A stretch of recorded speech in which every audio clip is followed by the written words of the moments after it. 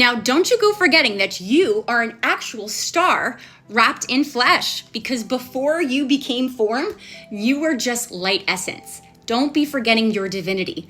So often we forget that we are souls having a human experience because we sort of get lost in the humanness of the demands of this material realm.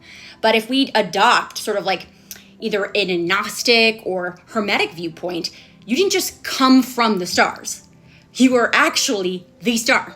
And your soul put on this sort of like physical body as like a garment of clay so that you could experience density.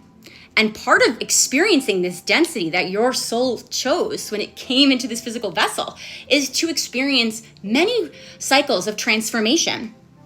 And transformation and change is never easy. We talked earlier about what the number 5 in numerology and esoteric systems, what it symbolizes. It's change through pressure, it's change through experience, and it's not a fast process.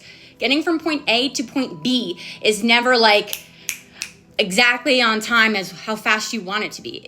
If we could all like jump into our best manifested self, we would, but we're not here to experience that. We are here to experience change in motion and many cycles of that.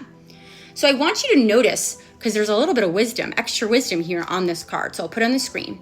Notice at the very top, they're in like the smaller box, it shows like abstract forms going from one state to another. It's like sort of evolving, like states of consciousness. And this sort of represents like your soul's journey of evolutionary stages.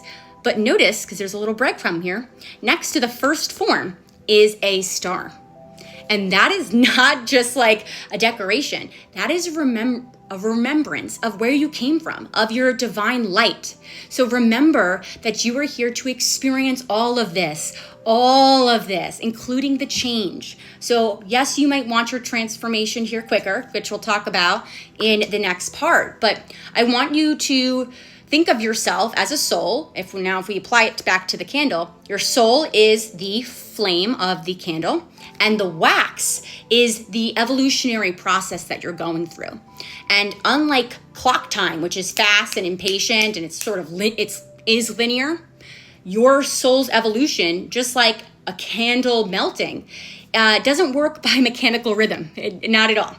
It burns and changes and evolves at its own pace, through its own environment, through its own intention. So think of your soul's evolution going by candle time, which is more of an organic timekeeper that goes and operates more aligned with our inner truth, our soul time, and our inner cycles versus an external clock. So take comfort in knowing that.